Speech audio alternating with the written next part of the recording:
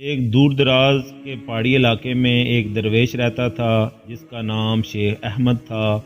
وہ اپنی بیوی فاطمہ اور چھوٹے بیٹے یوسف کے ساتھ ایک چھوٹے سے گاؤں کے کنارے پر ایک جھونپڑی میں رہتا تھا۔ شیخ احمد اللہ کے ساتھ گہرا تعلق تھا اور ہر وقت عبادت اور مراقبے میں گزارتا تھا۔ اس کا ایمان اتنا مضبوط تھا کہ لوگ دور دور سے اس کے پاس مشورے اور دعا کے لیے آتے تھے۔ ایک دن جب سورج ڈوب رہا تھا اور پہاڑوں پر سرخی پھیل رہی تھی، شیخ احمد اپنی جھونپڑی کے باہر بیٹھا ہوا تھا۔ اچانک اس کے دور سے ایک گہری گرجتی ہوئی آواز سنی۔ یہ آواز اس قدر خوفناک تھی کہ اس کے رونگٹے کھڑے ہو گئے۔ فاطمہ اور یوسف بھی باہر آ گئے اور انہوں نے بھی وہ آواز سنی۔ یہ کیا ہے ابا؟ یوسف نے ڈرتے ہوئے پوچھا۔ شیخ احمد نے اپنے بیٹے کو سینے سے لگا لیا اور کہا، خوف نہ کرو بیٹا، اللہ ہمارے ساتھ ہے۔ لیکن آواز قریب آتی گئی۔ اب وہ صرف گرج نہیں تھی بلکہ زمین بھی ہلنے لگ رہی تھی۔ فاطمہ نے اپنے شوہر کی طرف دیکھا اور کہا، شیخ صاحب کچھ غلط ہے، ہمیں کچھ کرنا چاہیے۔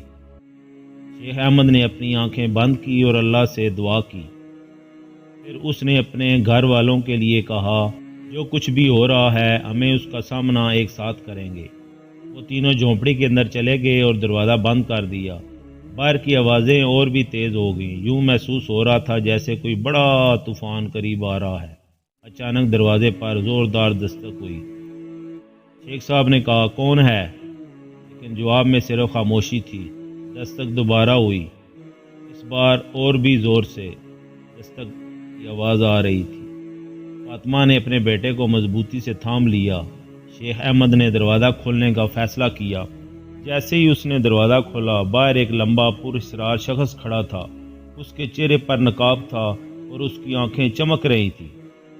تم کون ہو؟ شیخ احمد نے پوچھا۔ پراسرار شخص نے جواب دیا، میں تمہارے لیے ایک پیغام لے کر آیا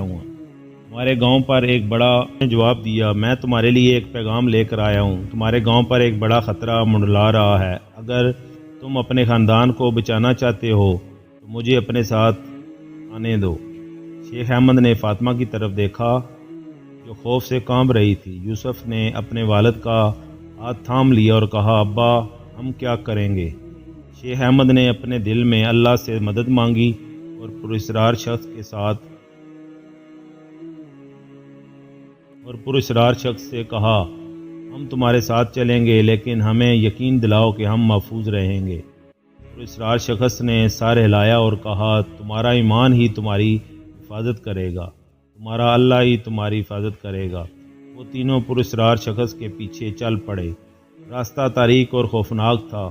ہر طرف صرف خاموشی تھی سوائے ان کے قدموں کی آواز کے۔ اچانک پراسرار شخص رک گیا اور ایک غار کے سامنے کھڑا ہو گیا۔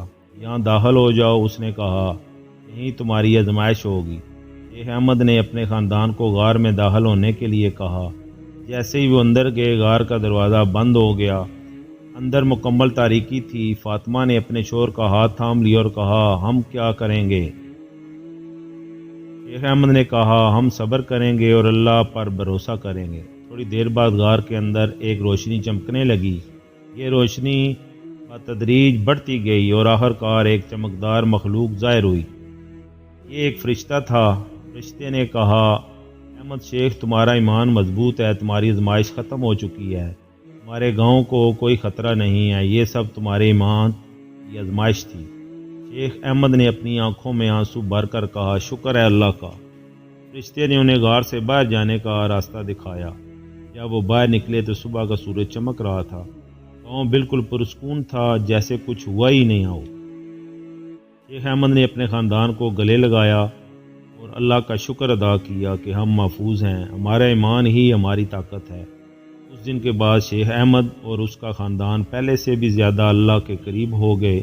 وہ جانتے تھے کہ جب تک وہ اپنے ایمان پر قائم رہیں گے، کوئی طوفان انہیں ہلا نہیں سکتا۔ میں امید کرتا ہوں آپ کو میری یہ کہانی پسند آئی ہوگی۔ اللہ پر یقین اور ایمان رکھنے کا نتیجہ آپ نے دیکھ لیا۔ ہم سب کو بھی چاہیے کہ ہم اللہ پر ایمان اور اپنے ایمان پر مضبوطی سے رہیں۔ انشاءاللہ دوبارہ ملاقات ہوگی اگلی کہانی پر۔ السلام علیکم ورحمۃ اللہ وبرکاتہ۔